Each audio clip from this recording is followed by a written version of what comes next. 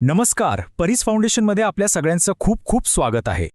तुम्ही कधी विचार केलाय की आपल्या नाकात एक अदृश्य टाईम मशीन लपलेली असू शकते?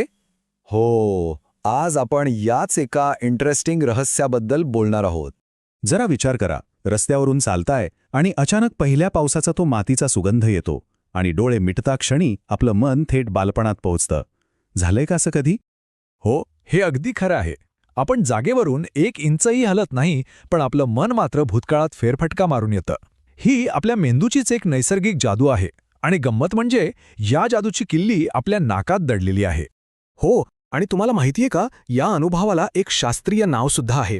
मानसशास्त्रामध्ये याला प्रूस्ट इफेक्ट असं म्हणतात. अगदी बरोबर. प्रूस्ट इफेक्ट म्हणजे काय?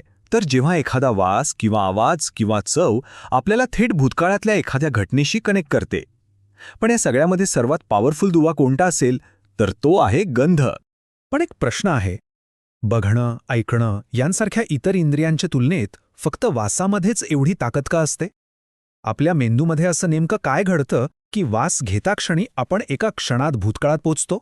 याचं कारण ना खूपच इंटरेस्टिंग आहे. बघा, आपले डोळे किंवा कान जेव्हा कोणतीही माहिती घेतात तेव्हा ती मेंदूच्या अनेक भागांमधून प्रोसेस होते आणि मग आठवणींच्या केंद्रापर्यंत पोहोचते.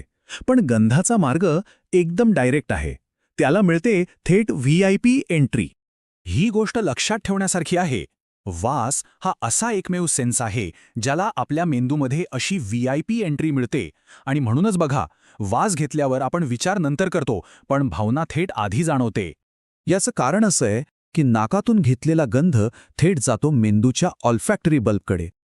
आणि हा जो भाग आहे ना, तो थेट आपल्या आठवणींचं केंद्र म्हणजे हिपोकॅम्पस आणि आपल्या भावनांचं केंद्र म्हणजे अमिग्दला यांच्याशी जोडलेला असतो. एकदम डायरेक्ट कनेक्शन. म्हणूनच जुन्या पुस्तकांचा वास आला की आपल्याला एकदम भावुक व्हायला होतं. आणि आपल्या संस्कृतीबद्दल बोलायचं झालं तर असे अनेक वास आहेत जे आपल्या सगळ्यांच्या कॉमन आठवणींशी जोडलेले आहेत, नाही का? चला तर बघूया काही उदाहरणं. अगदी. आता बघा, जगभरात लॅव्हेंडर किंवा व्हॅनिलाचा वास घेतला की लोकांना एकदम शांत, रिलॅक्स वाटतं, कारण तो कुठेतरी बालपणीच्या सुरक्षितेच्या भावनेशी जोडलेला असतो. आणि आपल्याकडे, अरे वा, पहिल्या पावसाचा तो मातीचा सुगंध, जुन्या पुस्तकांचा वास, कपाटातल्या डांबरगोळ्यांचा तो एक वेगळाच वास, किंवा मंदिरातला उदबत्ती आणि कापराचा सुगंध, हे सगळे वास तर आपल्याला आपल्या बालपणाशी अगदी घट्ट बांधून ठेवतात. हे सगळं ऐकून खूप छान वाटतंय. पण मग आपल्या रोजच्या आयुष्यात या ज्ञानाचा आपण काही सकारात्मक वापर करू शकतो का? नक्कीच. खास करून विद्यार्थ्यांसाठी एक मस्त ट्रिक आहे. अभ्यास करताना एका विशिष्ट सेंटचा वापर करा. समजा लिंबू किंवा पेपरमिंट, आणि तो सेंट फक्त अभ्यास करतानाच वापरायचा. मग परीक्षेला जाताना तोच सेंट सोबत ठेवा. तो वास घेतल्यावर मेंदूला वाचलेलं आठवायला खूप मदत होते. यालाच कॉन्टेक्स्ट डिपेंडेंट मेमरी असं म्हणतात. भारी आहे ना? आणि हो, फक्त अभ्यासच नाही तर आपला मूड सुधारण्यासाठी सुद्धा याचा खूप छान उपयोग होतो. एखादा असा वास शोधा जो आपल्याला एकदम आनंदी क्षणांची आठवण करून देतो, जसं की मोगऱ्याचा सुगंध, कॉफीचा वास किंवा आईच्या हातच्या गरमागरम जेवणाचा वास. मग जेव्हा कधी खूप स्ट्रेस जाणवेल किंवा उदास वाटेल ना, तेव्हा फक्त तो वास घ्या. बघा, तो एका इन्स्टंट मूड लिफ्टरसारखं काम करेल. किती सुंदर आहे हे, नाही का?